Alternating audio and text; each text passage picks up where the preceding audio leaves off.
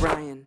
Today, we are learning basketball with Mark Schindler, host and owner of They've Got Now, the media outlet on all things women's basketball, WNBA draft, player development, scouting. Comes in the form of everything you can imagine: a podcast, a newsletter, a YouTube channel. You got to check it out. Everything top to bottom on the women's game. And he's been on this podcasting grind for as long as I can remember. I mean, Tag the Roll with Jake Rosen, Zach Milner, back to Premium Hoops, the OG squad back in the day covering the NBA. I mean, man, he's been covering NBA scouting for years now, and basketball scouting in general for even longer now. Really dialed in on the women's game. So I can't wait to talk to Mark here. How you doing today, Mark? How you been? I'm great, man. It's good to kind of connect again and chop it up. And we were talking about it before we hopped on, but like you don't really think about how long it's been with some of these things. But I mean, I remember when we were getting excited about the end of Orlando's season, like I guess that's like 3 or 4 years ago already, when it looked like like Chuma Okeke might be a guy. He defended Luka really well for like one game, and I was ready to lose my mind. And now he's fighting to be in the league, and like that's just kind of how it works, injuries suck. But yeah, I think it's a lot of the last couple of months has been reinforcing for me how quickly time passes, but also like it feels like it should be a lot longer ago than it has been. Right. I don't even think Paulo was on the team when we No, were he wasn't doing even those drafted yet. Yeah, podcasts. it's been that Yeah, long. I mean, this was pre-Paulo Magic, maybe pre-Franz. I mean, I think I we think it was probably hit on. pre-France. Yeah, we might have. So that would be pre-Suggs too. So we're talking like Markel Fultz, Wendell Carter, and Chuma Okeke as the future Yeah. core of the Magic. It's funny how quick some things can change, and now we're here in the midst of Paulo dropping a 50-pointer, which we might have to hit on a little bit later. But I want to dig into more of kind of your grind and what you've been up to, your path, because I've been a fan of your work for a long time. I feel like you're as hardworking, especially on putting out good content or whatever the word you want to use on Twitter, especially whether it's podcasts, writing. You just hit every player you can imagine. Do a great job of like humanizing the athlete, trying to tell their stories as people. And I definitely appreciate just how much work you put in and kind of the path you've been on. So I was, mostly wondering, what kind of tips you might have for people that are trying to grow into the basketball media and kind of grow a brand online as something of a scout or an analyst or just someone talking hoops. Yeah, honestly, man, I think the best way I can put it is just like if you want to grow, then you just have to do it. Like Um, I think in a way I got kind of lucky with the way things broke for me. Like I don't want to say that I didn't put in work, but like with just the way COVID happened, it opened avenues for me to do things way earlier than I think would have been possible without it. Like I started doing stuff my junior year of college is when I first started like really diving in and trying to work to like I didn't I mean because I was able to benefit from I wasn't really getting paid to do a lot of what I was doing, but I was doing it full time along with all of my schoolwork.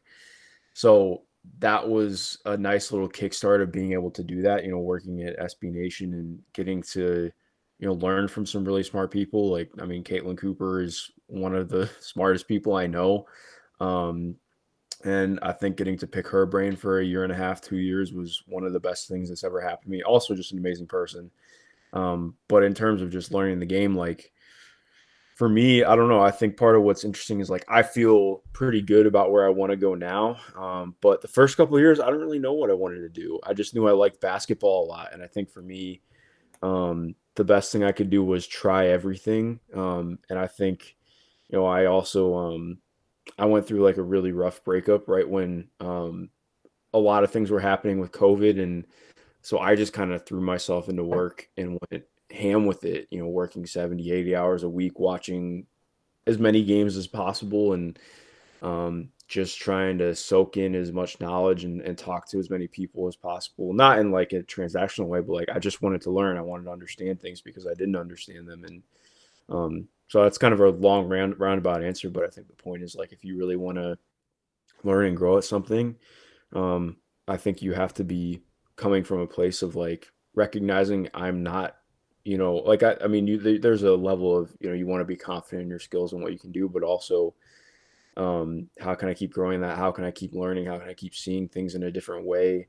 And I think a lot of that for me is, again, doing all of what we just mentioned, but also like going through and doing projects and like being hands-on and looking at new ways to analyze things and see things and understand things. And I think that, I mean, that's the biggest piece. Like ironically, I was thinking about this yesterday when I was driving home from Toronto, and I think, I mean, I've written over 100,000 words easily, which is, I'm not saying every person who wants to get into basketball needs to write 100,000 words, but that's how my brain works. I need to like do something as a project, like really get ingratiated and think about something and pull it apart and put it back together, to really learn something from it. And I think a lot of what writing is for me is doing that, like really forcing myself to sit down and try and think through something. And so, yeah, I mean, I just think that's been really key for me is being able to do that and um, learn things through writing or conversations and just being able to keep on picking things up along the way. And um, I think lastly, like off that, I mean, the best piece of advice I ever got was from Steve Jones. Like I asked him one day, probably 3 years ago, because I was in a spot where I was like, I really just like I know that I'm doing like good things, but I just want to learn more. I was like, what do I have to do? And he's like, honestly, man, it's a annoying answer, but like just keep watching games. And honestly, like, I mean, you just can feel it over months how you see things differently. Like there are things you'll notice in a game that you wouldn't have noticed before, or maybe would have taken you longer to to see things through. I think it's the same as talking about a passer in basketball, like how you process the court and see things. Like, I mean, once you get to do it 1,000 times compared to 15 or 50, there's a pretty big difference in accumulated knowledge and understanding. And I think that's just something you can't pull up. You can't account for time and experience in a lot of ways. And I mean, obviously, I still have a ton of room to keep growing and learning, and I intend to do that. But um, yeah, I wouldn't be where I'm at without putting in the time that I have over the last 3, 4 years to really learn and understand the game. Yeah, shout out Caitlin Cooper and Steve Jones. I mean, some of the great basketball minds on Twitter covering the Pacers, breaking down games at large. I'm always excited to see y'all hop on a pod together, a video or something here, just to really over the years and just to break down, especially Pacers basketball. Y'all have some great chemistry, and then on the dunker spot, just hopping around the W. And yeah, I mean that's great advice because just as a fan, one thing I love about basketball is just the idea that pretty much, and no matter what level of understanding you have of the game, you can enjoy just watching a game, and especially live basketball, whatever sport or level or um, game is on that night. You can just kind of tune in, enjoy the game for what it is, and you might pick up something along the way. Like especially the more you learn about the game, you might see different coverages, see different defenses, the way they guard the pick and roll. Maybe you're noticing that one game versus maybe you're looking for some sidelines out of bounds set or just something that you pick up and like, oh, I've never seen that before. And it's funny how like to a lot of people every game is the same, and then to other people every game is different, and you can actually just kind of enjoy and appreciate the sport for what it is every game that goes by. And doesn't mean you have to watch every game to understand everything. And like you said, you're always learning.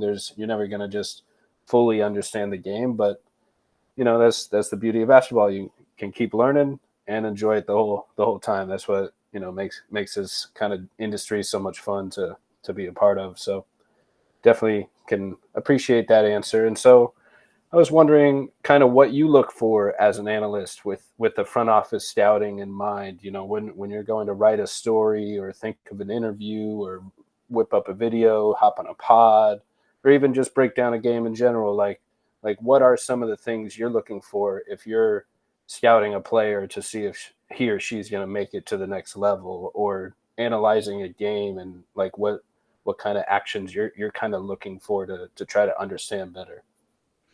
Yeah. I think it's interesting because I think the longer I've been doing, and I say it like I've been doing it for forever, but I mean, I first started um, in the NBA draft like 3 years ago, which again feels like way longer, but um, it's interesting. I think when I first came in, I tried to have like ideas and philosophies on how to do everything or pick the brains of people who did. And I think, again, the longer that I look at things and get into it more, I realize there's like, I mean, everything is just, it's context is the key word for everything. I think context will tell you more about development and situations than anything else. I mean, obviously there are things that you look for, like, you want to see how athletic somebody is. I think that's probably the first thing you notice and pinpoint, like, okay, is this person athletic enough to hang at the next level? If they're not, or if they're lacking in some area, how developable is that? Is that something that you think a strength and conditioning coach can put a player through for a year or two, like a reasonable amount of time to wait on a rookie scale deal and make that happen? Like, and obviously there's, okay, so learning some of those things, and obviously I'm not trying to say that I'm an expert in that, but I think trying to cultivate and learn from the people who are the very best in all of those and bringing that all together, I think is really important to me, because I want to understand every facet, because it's never just one thing with a player. Like, I think that's the biggest thing. Again, I can keep pointing to so often in looking at the draft and going back and rewatching old stuff to try and understand where a player is at or where they were at. I mean, so much of development is it's just timing and context based. And I think, for every player who hits that really just clicks at the next level, you can look at, okay, well, maybe there was a player who was more talented and they went to the wrong environment, or they had the wrong relationship, or they just they got taught the wrong things. They got put into a box in a way that they maybe shouldn't have. And I think that's the really difficult part with this. Like, you can go back and watch some players and it's like, okay, well, what if Michael Kidd-Gilchrist goes anywhere other than the Hornets, right? Like, I think that's one of the biggest what ifs to me that I come back to. Because you can make the point about, like, yes, the shot, everything, but you watch him in Kentucky, like, the shot looked good. He was crazy confident. I'd argue he was as good of a prospect as Anthony Davis. When you go back and watch him, I'll get flack for that. I don't really care. But then you get the wrong trainer. You completely rework a shot that, granted, like, there was room for it to grow and improve. But, like, I'm saying all this to say, again, like, some of this is just not up to players, especially in a league when there's 30 teams that all have different ways of doing things and seeing things. And yeah, I mean, to me, it's context. So much of it is context. How much can you grasp and understand about a player? Like, I mean, one of the biggest things I came up to is, like, honestly, I think there's just very little you can replace from actually talking to somebody and getting to understand them through an honest conversation. Like, I was talking to Cheyenne Sellers, who's a really good player at Maryland, who I think is going to be lottery pick in the 2025 WNBA draft and have a really long career in the W, very productive player. But one of my bigger concerns with her was, like, okay, not even concerns, but it was like, all right, well, why don't you shoot more? Like, what can we do to get you to shoot more? Because I think that's something you have to do at the next level. Okay, well, something that never got released publicly is she tore a ligament in her shooting hand last year, 6 games into the season. And she was like, honestly, I had a point later on in the year where, like, I just couldn't shoot it past like 15 feet because it was uncomfortable. It didn't feel good.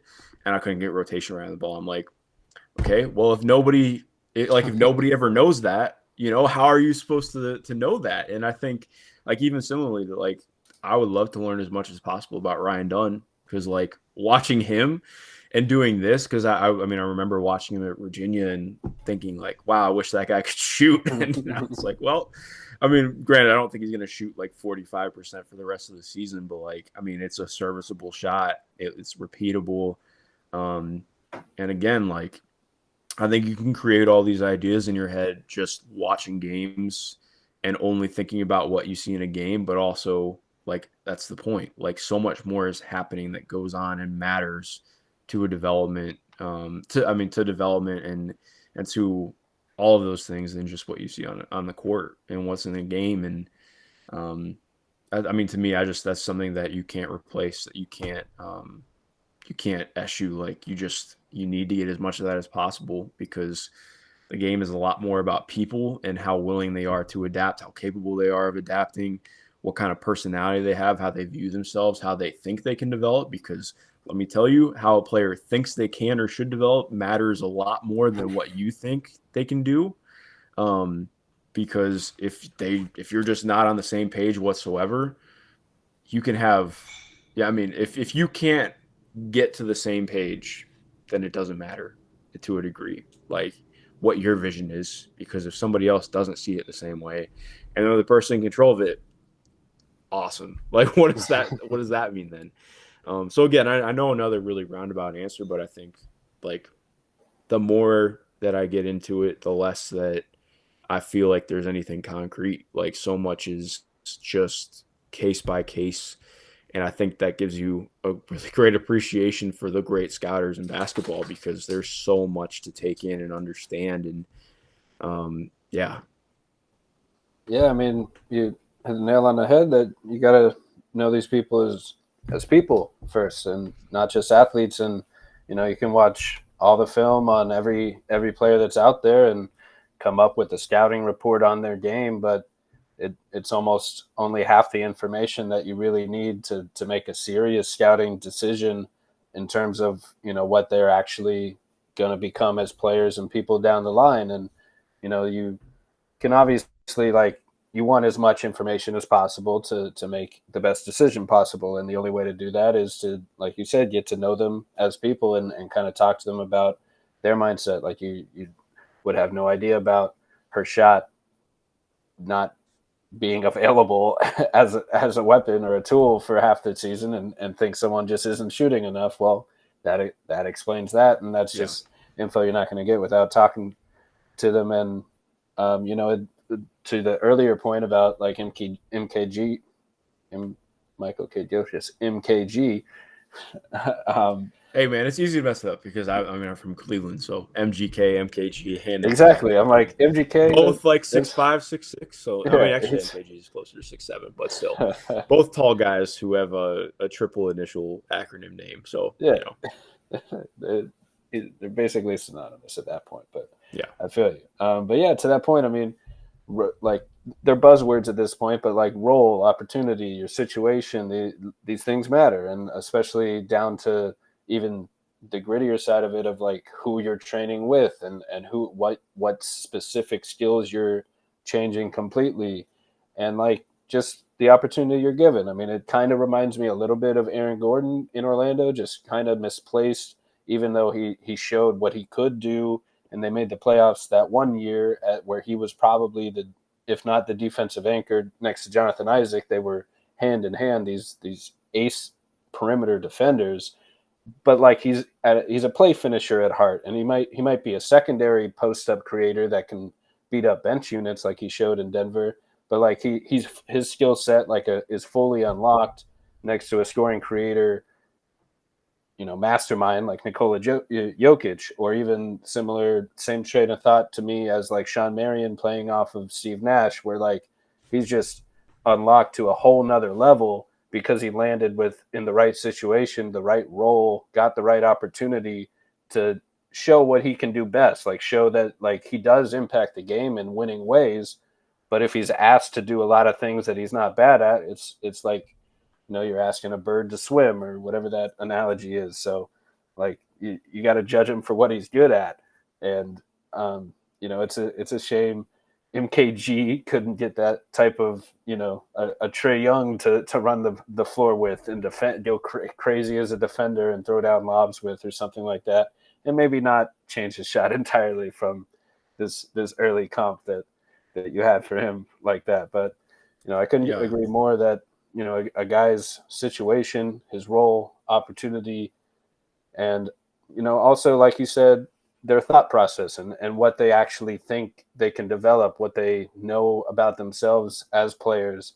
And the only way, a serious front office can find out that information is by talking to the player, talking to the player's friends, family, close ones, their trainers, their coaches, their teammates to kind of build out a perspective of who that player is as a person. And, it's almost like you want to hear the boring answer that he's a good guy, that he or a good teammate, or just a hard worker in the gym. Like, you want to hear the boring answer, just almost because like there's a reason it's said so often for guys that can make it versus like, not being there for their teammates or whatever negative things might pop out. So you want to hear the coach speak, I guess, is what I'm getting at there.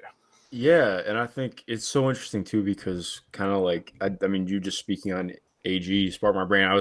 Sorry, I didn't mean to make it look like I'm not paying attention, but I was just going back through and looking at my phone, like 2014 draft. Like, what if Aaron Gordon gets drafted somewhere else? Because I think my biggest thing with Aaron Gordon too is like, I mean, just think about the point guards he had to play with when he was in Orlando. Like, A lot of Elfrid Payton. A lot of Elfrid Payton, and like Elf was fine. Somebody who, again, like another guy who I think could have been better if he'd been in different situations. Not that he was awful. Like, I think he did some good stuff in his career. Yeah, I mean, Orlando was rolling out like 5 non-shooters in the same time the Warriors broke basketball with their space. Yeah, I'm like, well, what if he just goes a pick later to Utah? Like, not that Utah was perfect, but like they had Gordon Hayward, like they had some other guys who were starting to develop on the ball, like Rodney Hood. And I'm like, what if what if Aaron Gordon just goes to a place that has more players who can do things instead of, hey, Victor Oladipo, it looks great, looks like he's got potential, and that's kind of all we've got right now. We're gonna put the ball in your hands a lot. Yeah.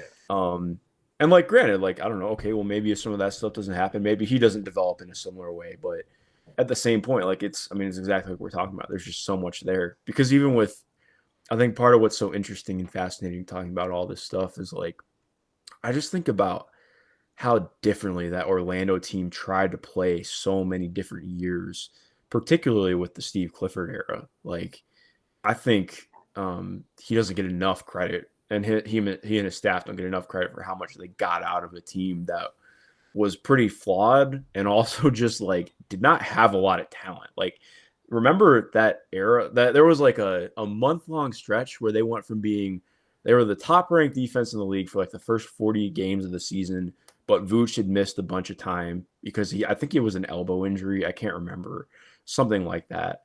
And they just said in January, like, our offense sucks. They completely flipped it and they said, we're going to just put the ball in Aaron's hands in the high post. He's going to make high post reads. And literally, like, their most used play that entire next 20 games, where they had, I think, the second best offense in the league for like a month and a half, was like a Terrence Ross face cut for AG just tossing the ball. And like, it was simple stuff, but it's like they just completely changed and reinvented because they couldn't do stuff. And I think that speaks to an even larger point. Like, so often I think people use championship level teams as the teams to get the most understanding about team building from. And I think there's credence to that.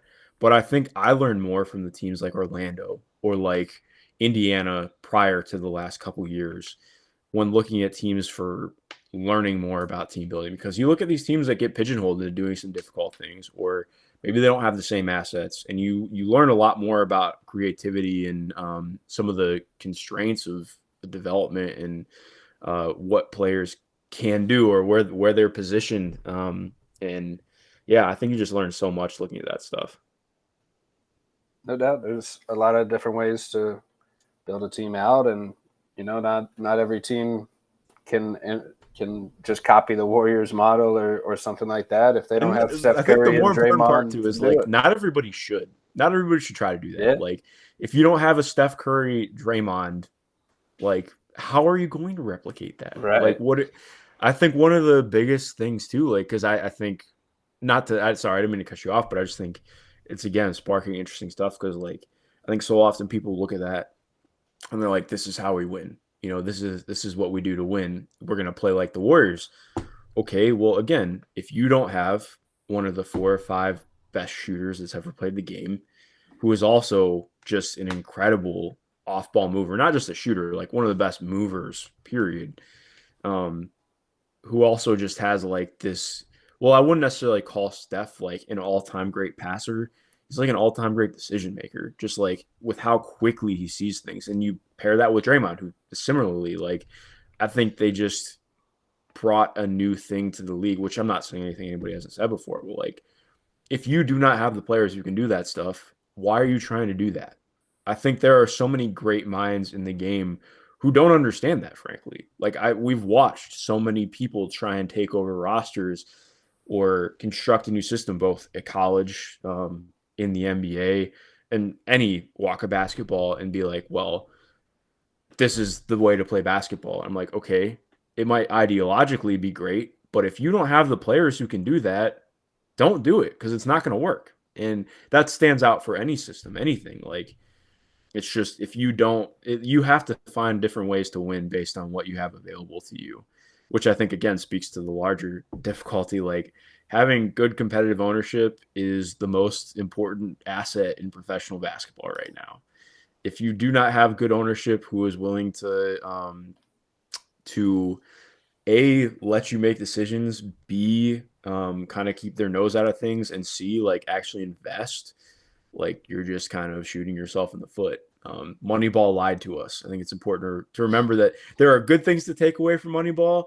The thing that you should take away is not that the Oakland A's triumphed. It was the Oakland A's got held back because their ownership sucks. Like, as we have seen play out now in the last year. I don't know if you're a big baseball guy. I'm a big baseball guy.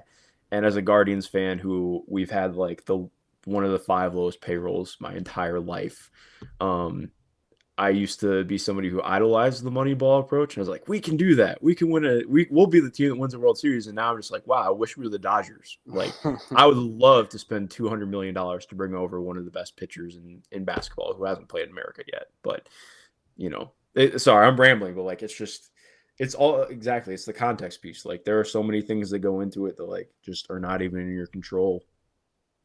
Right, and I'm not a huge baseball guy, but I'm a Rays fan, so I understand. Like the Rays are the epitome of developing guys, and then the Yankees or Red Sox are just gonna pay them the top dollar to take their top talent away, and they restart. But we still got that season with Evan Longoria, David Price before the Red Sox took Price too. Yeah, but I understand, and I'll still sit down and watch Moneyball. But it's great movie. Classic. Don't get me wrong, great classic movie. You can take a lot of great things from it. Yeah, I think it's important to find ways to win on the margins and increase efficiency. That is the takeaway from Moneyball. There you go. It is not that you should try and win with as little as possible. Yeah, exactly. Because it's a great point about just ownership, and especially in a sport where there's nothing stopping the owners from just breaking the bank to take all the talent and put 5 different stars on the Dodgers and let them rip, where like Ohtani doesn't even have to necessarily show up in the World Series as much as Freeman, I think it was, who hitting that grand salami in the first game and that was racking up those home runs. I mean, that was an all-time moment for sure. It's funny too, because even like, I agree, like, it matters a lot more in baseball, but it's even in now, like, with the way that the CBA has been restructured in the NBA. Yeah. And I think about Denver, man. Like, the Nuggets are just, I don't want to, like, hit panic button 5 games into a season, but as much flack as Calvin Booth has gotten, which I think some of that is warranted, a lot of this comes down to the Cronkies not wanting to go into luxury tax. I think they did it 1 year, and then they said, that's enough. We don't want to do it again. And like, granted, I get it, but also, like, if you're going to own a pro sports team and you have a championship window, I just don't have sympathy for you not spending the money that you have. So, like, congrats on not what are you doing here? Like, your mistake, not mine. Don't own a pro sports team if you don't want to spend money, bro. Like, whatever. Exactly. Like, what else are you in this for? And it makes me think of even the T-Wolves, to bring it back a little bit with.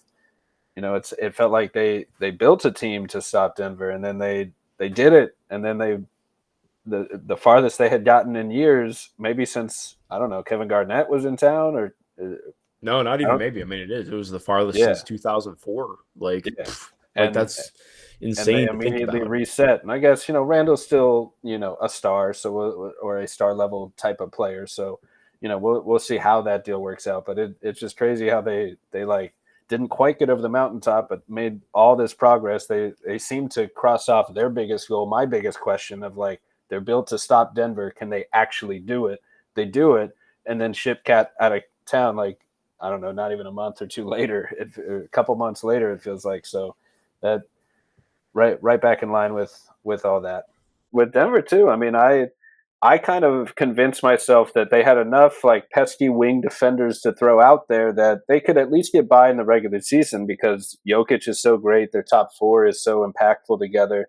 But man, are they missing just a fifth floor spacer and also maybe a bench that is not with Dario Saric and Westbrook not necessarily holding down much defense on there. And I would think like Aaron Gordon at the 5 works so well in the playoffs. Maybe a little more of that could help the bench. But if you just don't surround him with shooters, that can be really tough to replicate some of the stuff that Jokic does so well. Because obviously he's not Jokic or anything like that. But they were able to kind of use some similar sets and similar spacing through AG as a post-up hub in the year they won it all. And they almost saved that for the playoffs that year. So I'm surprised we haven't seen more of that. But I won't give up on Denver yet long term, especially. I mean, Jokic is too good. Their top 4 is too good, but they just got to figure out the spacing and the bench. Just big question mark. But I like some of their pieces. I'm a big Trey Alexander fan. I think he kind of fits long term as just whatever they need from him. Anything we just said, he can do a little defending, scoring, shooting. Like he should maybe be that guy, but he's only a rookie, and all their guys are pretty young that they're trying to rely on. So it'll be tough to rely on them come playoff time and all that. Yeah, I think that's the hardest part. Like, there's just the consistency on the roster is tough. Like, I think Christian Brown has brought good things. He's got size. He brings a lot of things that KCP does, although not the same level of shooter, but right.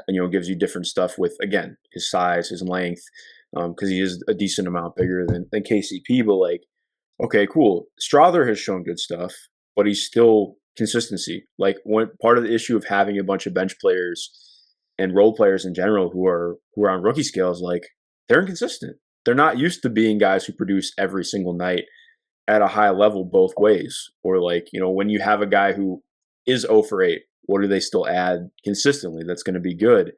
And I think, again, Strother has the potential to get there, but like, it's just a lot to ask. I think having one rookie scale guy in the rotation as a role player, okay.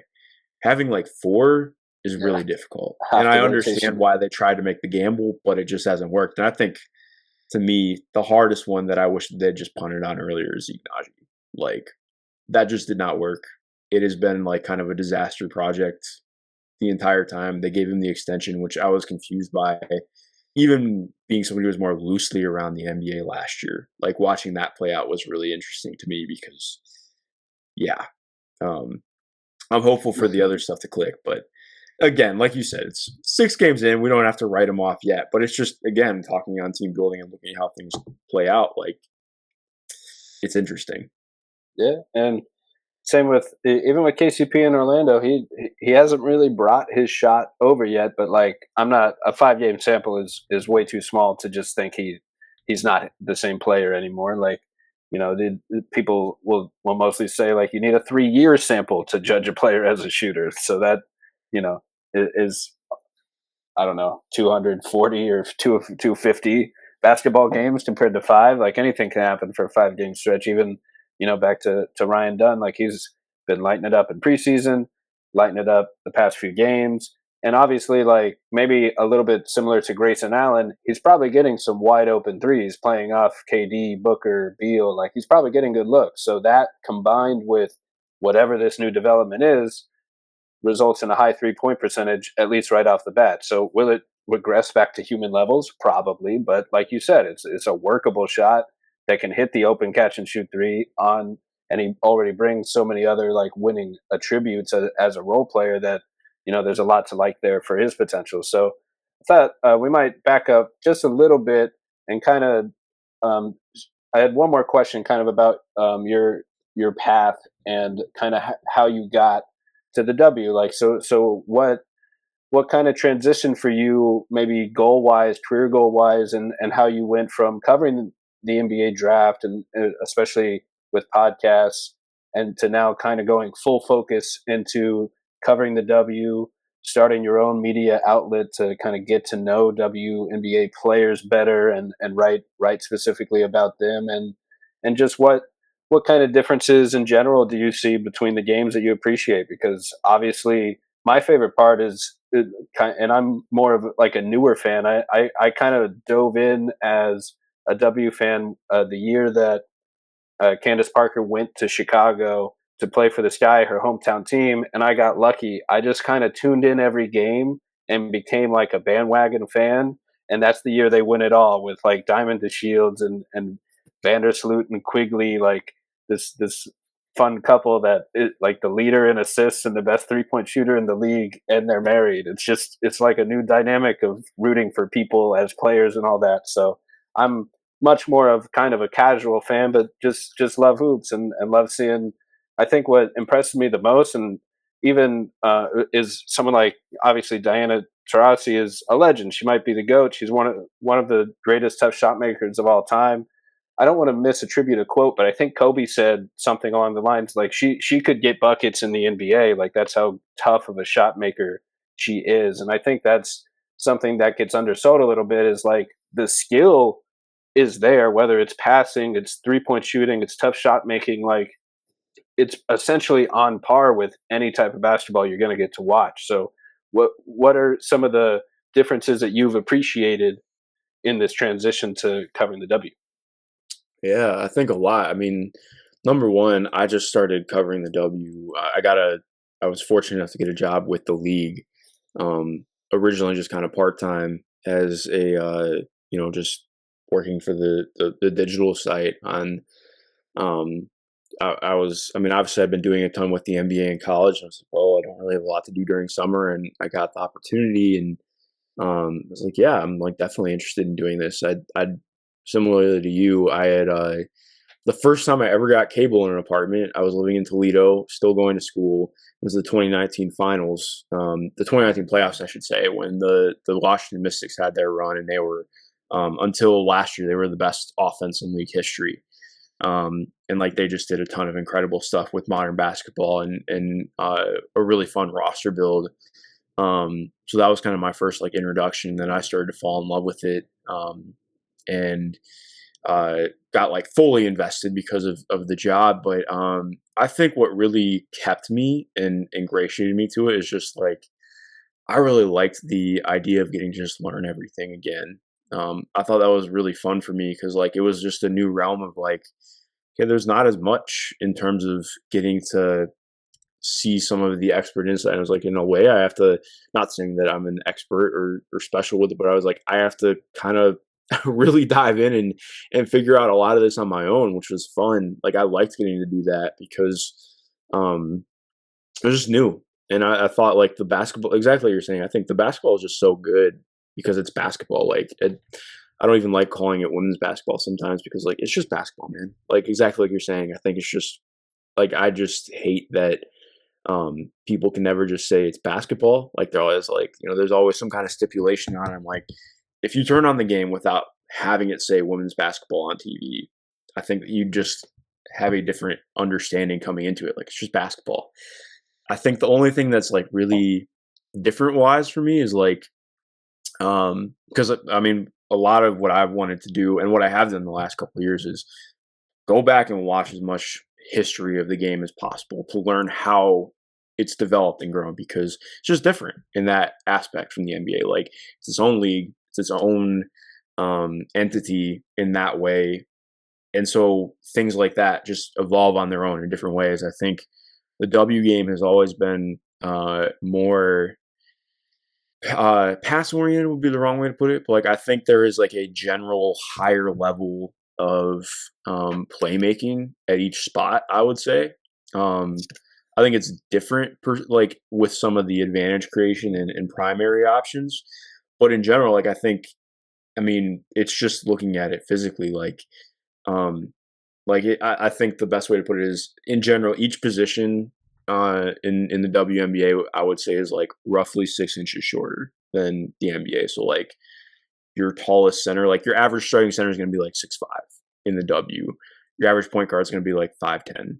And now I think even that's changing in the next couple of years with growth in some ways, but like it's harder to score on the interior. Like you don't have the same level of I was actually just talking about this with an assistant coach the other day. Like it's I think we're just now going to start seeing teams prioritize pick and roll for interior looks. Like a lot of what pick and roll has been in ball screen offense, that has been new for me because I'm so used to watching on the men's side. Like on the women's side, a lot of it is we're creating a shot on the outside with ball screen. Like that's our intention, is to create a look on the outside or to kind of create something that opens up a perimeter option, because the interior looks are not always as easy to make. Like so it is just to an extent, like there is like a little bit of a difference in efficiency with that because of just by nature. Like, if you're 6'6" in the NBA, you're not going to shoot as well at the rim as somebody who's 7'1" or 7'2". Typically, that's just how it works. It's physics, and so I think that is different,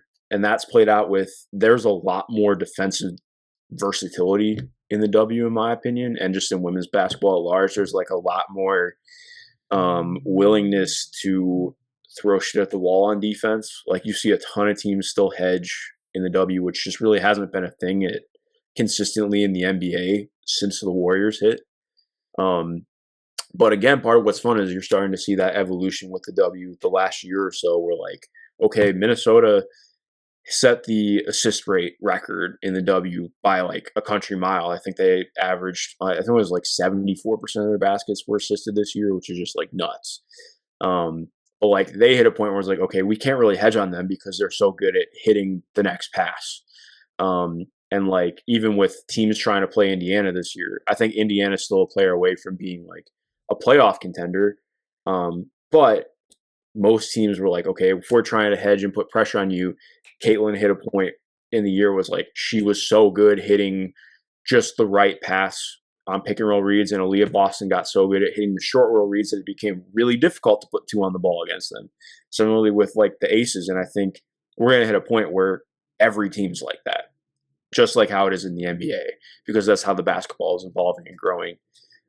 So again, I know that's a long kind of encapsulating thing, but that's, a big kind of looking at some of the difference, even though there's a lot of similarity. But I mean, again, as far as keeping me around, I really got to know people a lot better in the W than I did in the NBA, because I was doing so much of this work. Was like I really, really had to like dig on some things and ask more questions. And I got really fortunate to kind of get in when I did and get to know people, and really just get the opportunity to ask questions, because I think to me, like, the best way for me to learn stuff was to ask questions, understand, try and find ways to understand, like talk to coaches, talk to players, ask, what are you seeing? Ask, how are you doing this? Like, I think you just really, again, like we talked about with players, like I don't think you can replicate or take anything else away from like, okay, asking the source directly is like one of the best things you can do to actually learn.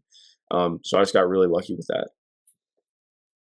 Yeah, and the league is in a pretty young place. I mean, you can look at it as like kind of in a similar way that the NBA grew as well, where I think the W is like 25 years old, give or take, if I'm not wrong, compared to the NBA. This was like I think it started, it was 97 or 98. I want to say it was 98. Oh, okay. So this was like 27.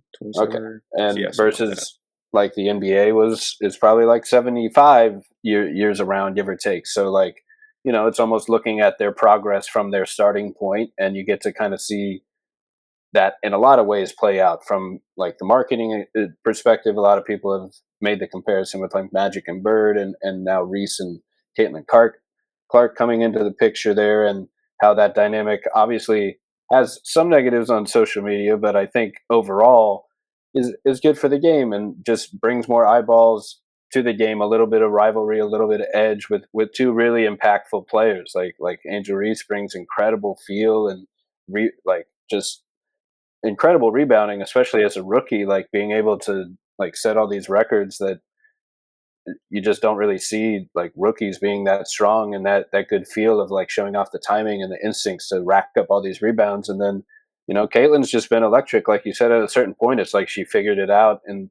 during the season and took another leap to like match these superstar expectations that have been put on her. And she's delivered on the court where like she's must see TV for any basketball fan that just wants to, enjoy a good game of hoops. Like you said, like she's running pick and roll, she's hitting the pull up threes, she's being able to make these insane reads as a creator, and dropping like Trey Young type of numbers out there where it's like 30 and 10 on any given night. So, it's a lot of fun to catch them. And just more so in general, like, did you have any parting thoughts on this season? Like, a lot of people have raved about this finals. I want to say it went the full 5 games, which is the longest it can possibly go for a W series at the moment, and that might change next year to 7 as well. But just that this finals was as incredible as it can be, and I was able to catch like Sabrina's like game-winning shot that was just incredible from deep, a fading three, and then that last game went to overtime, I believe, and shout out Jonquel Jones, got the Finals MVP. Like she's well deserved. Got this, just an incredible list of accolades on her basketball resume now, and she's always been like a fun, tough player to get to watch and hit the midi and dominate the glass and protect the rim and all that. So, what are your kind of parting thoughts on the W season this year? Yeah, I think it just is continuing to become more and more about how you can counter things. Because I think part of what was so fun about this finals is how I would say how evenly matched these two teams were with what they could do stylistically. Like Minnesota, they're a lot smaller than New York, but their ball movement and body movement, as the ball moved too, I think was so hard to counter for most teams. Um, because I think that's kind of again like we talked a little bit about with the Warriors, like that sort of gap of timing is what's starting to change. Like you really need players who can all be able to react and make adaptive plays within a play. And I think Minnesota really highlighted that for me, even though they didn't win. I think um, they just have very interesting stuff to look at with their team. Like their starting point guard, Courtney Williams, was essentially like just kind of a pure bucket getter 2 guard coming out of college. And that's what she's been most of her career in the W. She's been an all-star before. She's been a very good player. But like starting last year with Minnesota, I mean, not with Minnesota, with Chicago, she got like put into like a more point guard centric role, and just became very electric playing out of pick and roll. Was one of the most efficient guards in pick and roll this season. And they became just like her and Nafisa Collier became dominant in the 2-player game in a way where it was like there was almost no way to counter it. Like it was just kind of like no matter what you did, it felt like they were getting something. Which again just speaks to like kind of that similarity to the Warriors and what they were able to do. I don't want to say that Minnesota's them and Minnesota's their own team. Everybody in the W is their own team, but like I think part of what really set New York apart was they're a team that has drafted incredibly well the last couple of years. I don't think they get enough credit for that. Like everything is about their stars. Like I get it. They did a great job of building a foundation for those star players to want to sign and come in. But like you have a player like Nyara Sabli who has honestly just been pretty injured most of the start of her career. She missed her entire rookie year. She was solid for her quote unquote actual rookie year last year, and she found more in spurts this season. But again, was banged up a lot of the year. And then she plays the best game of her career in Game 5 of the WNBA Finals. Kayla Thornton, who is a really good role player, has been her entire career, played like 30 combined minutes in the first 4 games and then 21 in Game 5. Like I think so much of being able to win those games when everything doesn't click, when the percentages stop going in your favor, is having answers and having options. And I think New York was just the team that had more of those at some point. Like being able to survive Sabrina shooting that game, because good grief, I think she was 1 for 19. To be fair, she had a UCL tear in her shooting hand, but also like, damn man, that's a lot of shots if you got a UCL tear. But point being, I mean, like how, like I think I wrote about this the other day, but I'm like, being able to win in those 10% games, like when 90% of the time when you're an elite basketball team, you have all these things that are working in your favor that you're able to stay on track with. Like this is our baseline, this is what we have, this is what we get to, this is what we want to get to, this is what we want to take away from you. and it's working. But what happens the 10% of the time when nothing is working right? And then when everything you want to get to is wrong and you can't play with pace, you don't have poise, how do you still win those games? And I think to me, that's so much of what game 5 of the finals was about. Like being able to kind of figure that out with just going with a lineup that they really just hadn't played at all the entire season, and saying this is what works, this is what's going to work today, and we have to ride it because we want to win this game. And I think being able to do that again is a testament to what they've been able to build the last couple seasons, and how well they'd approach things with the draft and free agency as well. Right. I think you hit right on the main keys of like what team building comes down to, which is just building out a roster that has an answer for everything, that brings roster versatility, lineup versatility, can deal with different matchups different ways, that can build out efficient, versatile options are the key words of the day, where you have someone that can answer on the post, on the switch, or can run the pick and roll one way and then have three different answers after that, because every team is just trying to take away what you're doing best in that moment, and you got to be able to come back with something stronger, a counter punch, and that just keeps going until somebody runs out of punches. And the team with it always brings me back to the Celtics. Like they just have the most options, the most defensive versatility, who can switch everything, protect the rim, and beat you four or five different ways with an efficient play type, if not one of the most efficient play types in the entire league, as one of their options. So you might be able to take away a Tatum or Brown, but then there's Kristaps hitting fades over you in the post, or Drew ISO bully ball just to help create, even though he's been a little bit more of a role player there, I suppose, compared to some of his older roles. But that just that type of team building. And I was also thinking of last year's W team, the Aces, where like Chelsea Gray has just this all time point guard run. Like she was just an incredible, like hitting middies like no other, like one of the best tough shot making runs I've ever seen.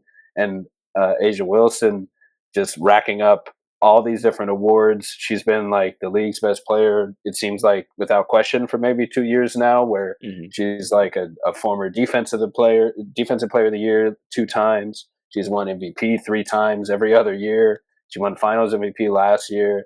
Like just that like stacked roster, where they somehow added Candace, even though she didn't end up seeing the court a ton, I don't think, because of injuries and stuff when they were together. But with Kelsey Plum lighting it up from three, just an incredible team building accomplishment in its own right, where you just build out a roster with so many different options of players that are both talented but also complement each other, and provide the coaches different options for different matchups to be able to just build out the best rotation for any given night. Next man or woman up, being able to just play the best player available for what that matchup entails. So I think you hit on some of the big keys and what team building really comes down to. Yeah, no, absolutely. I think the Aces are such a great point because, unfortunately, I mean, they just dealt with some injuries this year, and then they weren't really able to find their groove and play the same way they had the prior 2 years. But like, I mean, that's a team where when you have their 4 star players, their archetypes all together, it's like that's just hold on one second. Moose, stop. He's whining for no reason. Guest But appearance there's from just Moose. correct. But there's just like, I mean, it's 4 archetypes that are all really hard to counter. Like to have a defense on the floor that is able to take stuff off the table without getting exploited in some way. I think that again speaks to what teams are looking to do. Because even with the Celtics, like as good as the Celtics are, there are times like, okay, cool, what if we just switch everything against you? And I think part of what was so key about adding a player like Kristaps, like that changes the calculus. Even like a player like Drew, okay, cool. If you try and switch somebody on to him, he's so good at being able to play in some of those things where even if they're quote unquote lower efficiency, like it's stuff you have to worry about and you have to counter to. And like them being able to do that is just, yeah, they've done such a good job. No doubt. So I thought we might switch back to the NBA and maybe hit on some recent events. I'm sure you saw the news. Paolo Banchero dropped a 50-point banger against the Indiana Pacers, career high, 50 points. He goes off 13 boards, 9 assists, 2 blocks, 1 steal. He finds Suggs a bunch. Suggs hit 4 threes in a quarter, 5 threes overall. Paolo was literally just unconscious. Like, I think I'll be able to pull up some of the plays here while we're kind of just talking about him a little bit. But like, he literally was like looking like the potential of Melo and LeBron combined. Like, the hype was, he was living up to the hype, where this should be every offensive play he had. So it'll be a mix of some of his assists and his shots and all that. This is crowdscout.net, where you can kind of play around with clips from the NBA site. So I mean, he was just incredible. Yeah. Um, where he, is hitting 37 points in the first half, ties T-Mac for the most points in a half by any Magic player. He had 19 in the first quarter, just hitting jab steps, middies, Euro step floaters, swishing everything, just looking at the net, seeing the ocean, and a clutch play at the end, too, to kind of seal it, where he could have gone for the 10th assist, and he ran double drag, hit Suggs with behind the back pass, but Sugg passes up the good shot for a better shot. Anthony Black clutch corner triple. So just had to give Paolo a little shout. I know it's against your Pacers. I'm sorry to do that to you, but we're now had to have the sad news to counter that, where Paolo's out for till December, it looks like, with a torn oblique. And even though the Magic's schedule is relatively light, it's not exactly what you want to see for this season, coming off just an incredible game. It felt like Paolo was kind of making a little superstar type of leap right before our eyes, where, if his jumper's falling like that, like, sky's the limit for the kind of, star he can really be. Yeah, man. It was really fun to watch this one, because I think part of what's fun that we're starting to see is, like, he's starting to kind of somebody said this to me the other day, and it really stood out when I was going back watching. He's really starting to hunt that pull up three. And I think, I mean, that's going to be really big for him continuing to take that leap as a star, because part of it's being a younger player, but like, he was one of, if not the least efficient pull up shooter in the league last year. Part of that is, difficulty. Not saying he's actually the worst pull up shooter in the league, but part of that's difficulty of shot. Part of that's how he's being defended. But like, I think for him, it's going to be really essential he becomes a great pull up shooter. But if he's starting to hit stuff like that and get to it regularly, it's just kind of like, well, what do you do with that, man? Because, I mean, he was starting to attack the rim even more and show even more ability to consistently get into the paint. Especially with Suggs's leap as a shooter this year, which has been pretty incredible to watch. Like, even if, like we talked a little bit with Ryan Dunn, I think, like, even if his efficiency falls a little bit, I think the confidence and willingness has been a big difference. Like, obviously he was a solid 3-point shooter last year, but he's like taking the leap to being like, okay, well, I'm shooting 8 threes a game now. Like, that's notable.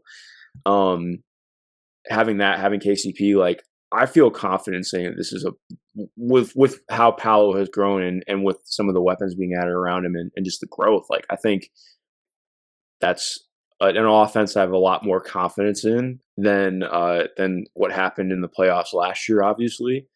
And you still have this awesome defensive infrastructure with this team. I think there are obviously some things you can still nitpick, but when you talk about where they're at right now and where they can get to, it's pretty exciting. Yeah.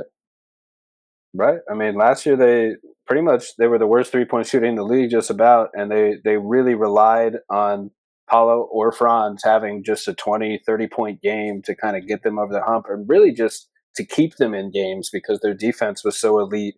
It was like a rock fight every night of tough shot making, and it's just probably not the most consistent model to be able to actually win games that way. But if you see a little bit higher tick of Paulo efficiency in the tough shots, and like you said, Suggs is now taking and making more threes, where the big question mark for me with Suggs this year was, is he going to regress back to the first few years? Was last year the outlier, or was last year the new norm? And not, like you said, now it's maybe not twice the volume, but a lot more shot volume with that same efficiency of 40% from three. So that's a high volume 3-point threat, playing off the drive and kick, paint and sprays of these tall forwards that are reliable scorers, reliable creators, and really just ideally a reliable offense around them now. And hopefully KCP's 3-point threat comes back a little bit there. There was a big block from Paolo right there. I had to throw that in there. But that one was sick because that was, would have been like one of the dunk of the year candidates. yeah, I mean, it If was coming Miles in had hit hot. that, eerily reminiscent to against the Cavs in the first round of the playoffs when he had that monster tomahawk jam coming down the lane. It's interesting though. I will say because like I think as amazing as the scoring is, and I think continuing to be efficient with that and growing in his ability to hit the tough shots is key.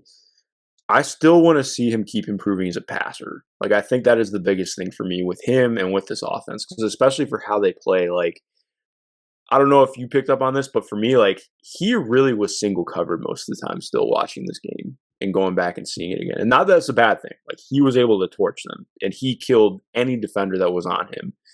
But I think when I look at this and I think about it, I'm like, this team needs to get to a place where it can consistently find a way to put two players on the ball or have two pairs of eyes, because I think the biggest problem for them as a team last year is not that they don't have offensive talent, but I think having players who can routinely, um, put a dent in the defense is so pivotal. Like they quote unquote don't have that. I don't want to say that they don't have a franchise star. I think that Paolo has shown enough to believe that he's the guy to potentially become that, but he's not there yet. And I think that's especially when you're talking about where this team is at. Like this is very much a team like um, I mean, not even argue. Like, I mean, I think they're more talented, have the potential to be more talented than like a 2013, 2014 Pacers team. But like, it is very much, we are defense first. We are physicality. We are length. We are all of these things. How do we supplement around it to build our own title contender? And I think they're on their way to it. But it's like, can you consistently get to that level of creation? Because I think that's going to be so big for them. Getting the most out of everyone else with, Powell hitting that next level with somebody with how he sees the court and how he makes passes and some of the timing and quickness stuff too. Yeah, that pull-up three was a big like missing piece, and a reason I wanted them to maybe address that in the summer with a trade or at some point was just someone that can pull two defenders out onto the perimeter. Anyone, especially a guard, like whether like Trae Young or LaMelo Ball or obviously Steph can do, and even back to what you were saying before about decision making, like you got to. Not everyone can be the Warriors. Not everyone is that level of processing speed as a decision maker. So you have to build out with the talent that you have and kind of supplement them with complementary pieces that work for them. So maybe Paulo takes his time a little bit more getting to his spots, almost like Melo too, with that comp of the jab steps just taking as long as he wants. You would like to see him be a little more uh, willing, I guess is the right word, of a passer where like he can be a real hub. I think Paulo and Franz are both all-star level scorers for this team. 20 points a night. Franz underrated as a defender, and that they are the core for the future. And Suggs is right there taking another leap as an all defensive type guard who can already shoot and bring a little scoring versatility. So they have their core. They have a whole onslaught of centers and D&3 guards kind of surrounding them. Anthony Black's shown a ton of promise as a connector as well, and he might even be able to take another leap with more opportunity. He seems to have grown the most from last year, so that's another player where maybe the pull up three isn't there, but man, he's a hell of a passer, pick and roll distributor, and able to run some offense. So you got to love where Paulo and the Magic are at. I know Magic fans are real happy, and yeah, I mean consistency and kind of like the passing hub, because he's clearly a downhill force who, like as you can see right there, like when he's going, he can take the ball off the dribble, drive to the rack, draw a foul, get a kick out, and like the tough shot consistency and maybe just taking better shots in general are some big factors for me to see, if he can take that leap to maybe 25 points a game and do it efficiently, in a way that maybe we've seen Zion do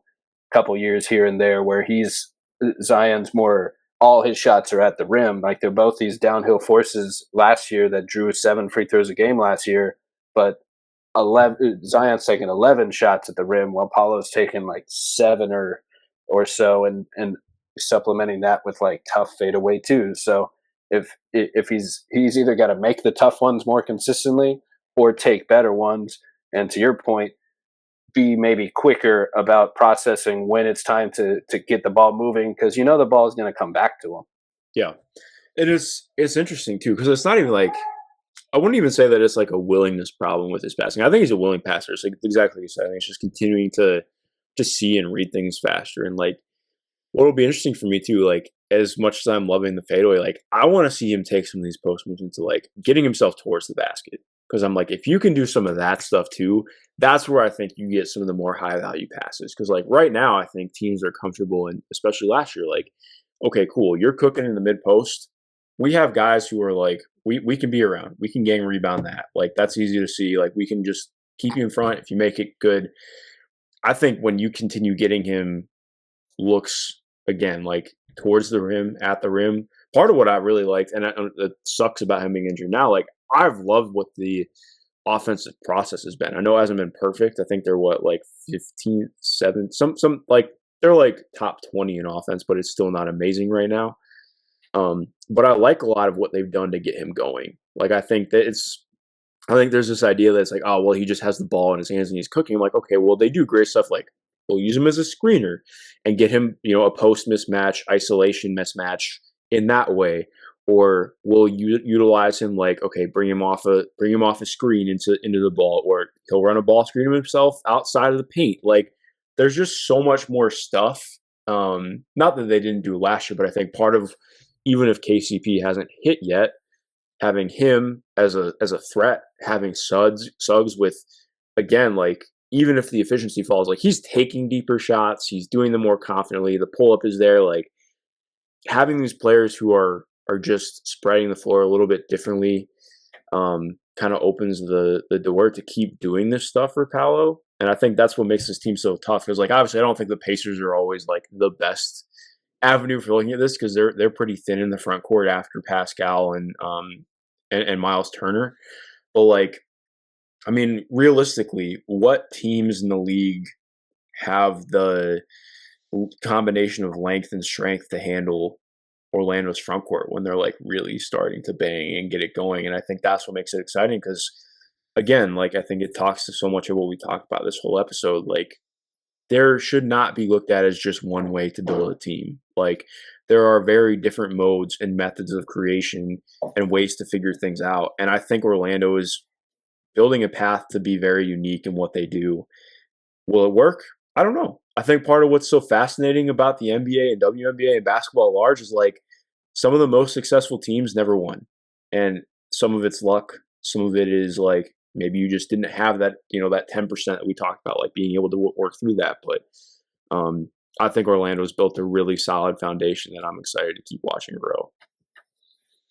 Absolutely. I mean, no team is the same, and there's a million different ways to build out the roster, because no player is the same. So, I mean, you got to build around the best talent you got. I pulled up the stats just to check it here for you.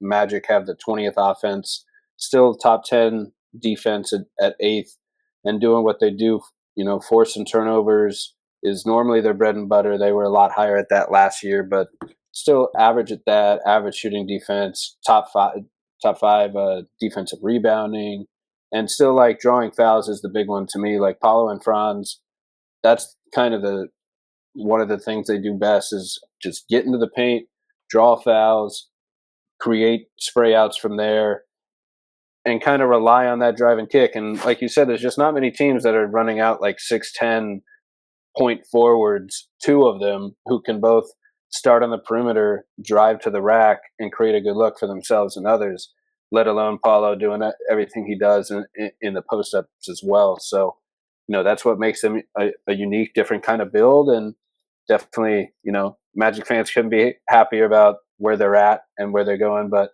I know you got to get out of here. You got to make sure Moose is okay. You know, He's ready to eat. He's decided that it's time to eat and go on a walk and do all this fun stuff. So I apologize for the interruptions.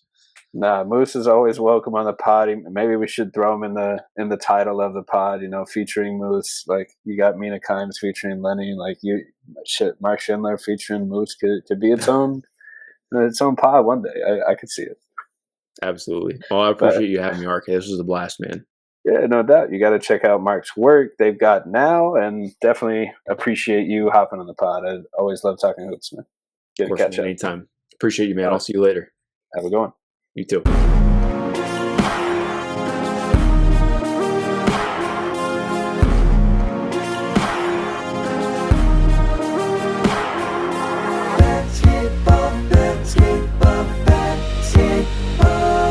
With Ryan. Learning Basketball is a Swish Theory podcast, hosted from Beyond the Arcade. Hey, that's me. You can find my work on Twitter, YouTube, Substack, and check out the team's website, theswishtheory.com.